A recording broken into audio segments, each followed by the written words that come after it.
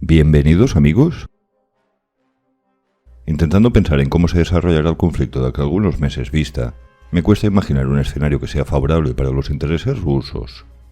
En algún momento, el ejército ruso deberá pasar a posiciones defensivas. Tanto se agota su capacidad ofensiva, como se decide que ya ha logrado los objetivos que pretendía, o que decía pretender. Imaginaros que en 1941, el ejército alemán, cuando se da cuenta que no puede conquistar Moscú, anuncia la victoria y empieza a hacer referéndums ilegales en tierras invadidas ilegalmente. ¿De qué serviría? Solo para hacer el ridículo. El ejército ucraniano no estará derrotado y el gobierno ucraniano quiere continuar combatiendo. El ejército ruso, con victoria o sin victoria, debería pasar de todos modos a la defensiva. Hoy, el frente ruso, sin el sector del río Dnieper que actúa por sí mismo como una barrera natural, el frente restante ronda los 800 kilómetros de extensión. Quizás algo más, ya que en Google Maps estoy limitado a líneas rectas. Rusia puede anunciar una victoria, o 30, pero sin derrotar ni al ejército enemigo ni a todo el país, apenas será poco más que una declaración política. Si el ejército ruso abandona las zonas ocupadas, el ejército ucraniano avanzará y recuperará los territorios, por lo que el ejército ruso debería quedarse a defender las tierras ocupadas. Según el manual soviético, para establecer una posición defensiva de 60 kilómetros de extensión es necesaria una brigada, 3 batallones. Según militares profesionales en activo, de vez en cuando hasta me informo para hacer los vídeos, de hecho me ha ayudado en una gran cantidad de vídeos de este canal. Para un escenario así, lo ideal sería disponer de 2 brigadas, o 6 BTGs. Para defender 800 kilómetros de frente, el ejército ruso necesitaría entre 40 y 80 BTGs, contando que defenderían principalmente los puntos más estratégicos, minarían otras zonas, etc. Tanto si el ejército ruso no puede atacar más, como si declara la victoria, y aunque supongamos que el ejército ucraniano no tiene ninguna capacidad para realizar ofensivas mayores, el ejército ruso deberá desplegar permanentemente entre 40 y 80 BTGs para que el ejército ucraniano no recupere sus territorios. En un caso así, es viable si tienes un ejército, por ejemplo, de 1 millón de soldados.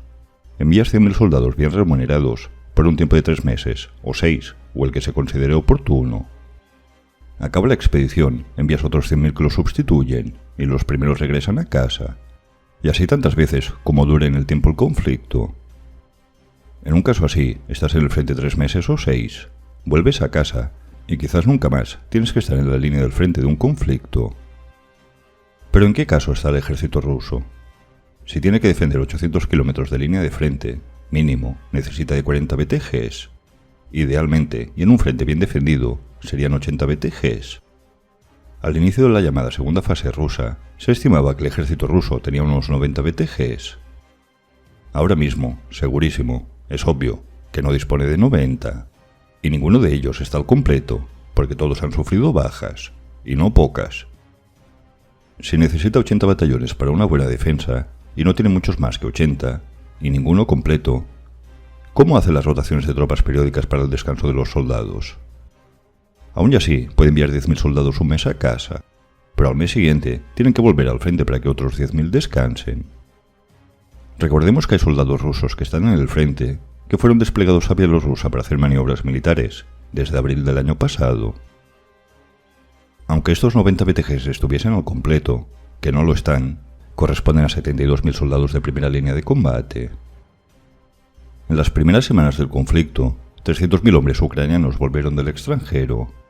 Y si fueron a Ucrania, es que están dispuestos a pagar cualquier precio por su país. Poco a poco, habrá millares de tropas que irán engrosando el ejército ucraniano.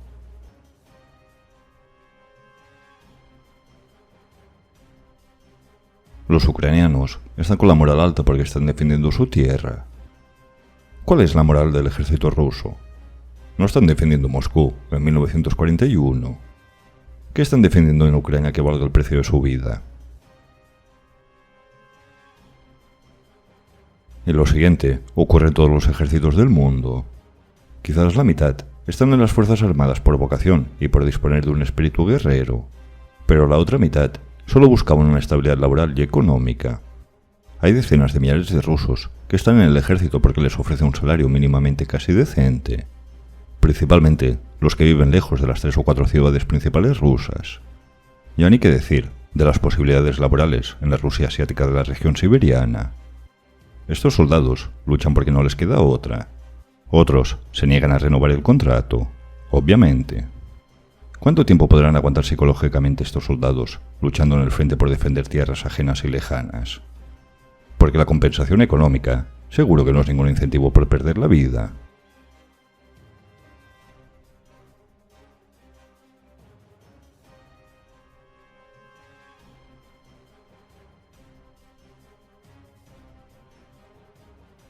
Si el ejército ruso declara la victoria, y aunque ocupe todo el Donbass, ¿después qué? Más de la mitad de todo el ejército ruso tendrá que estar permanentemente ocupando los territorios ocupados durante años. Vietnam del Norte aguantó 15 años contra Estados Unidos. Afganistán, otros 10 años contra la Unión Soviética.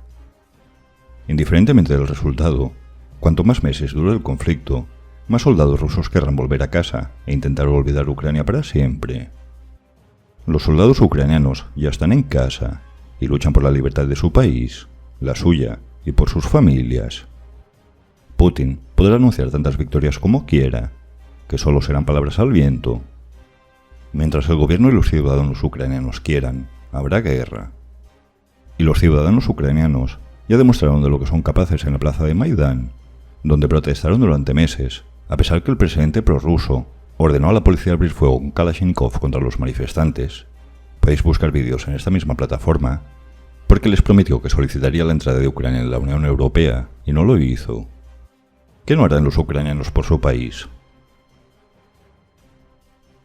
Más de la mitad de todo el ejército ruso tendrá que permanecer durante años en Ucrania para proteger los territorios ocupados. Tan solo el tiempo nos responderá a estas preguntas. Pero se me hace muy difícil imaginar un escenario en que los soldados rusos no les quede otra opción que salir de Ucrania y volver a casa. Mientras Ucrania no sea totalmente derrotada o se rinda, ninguna victoria que anuncie Putin será real. Veremos qué ocurre, pero no descarto que el brillante geoestratega Putin, además de ampliar los miembros de la OTAN, incluida Suecia, que se ha mantenido neutral durante los últimos 200 años, se haya buscado su propio Afganistán o Vietnam en Ucrania.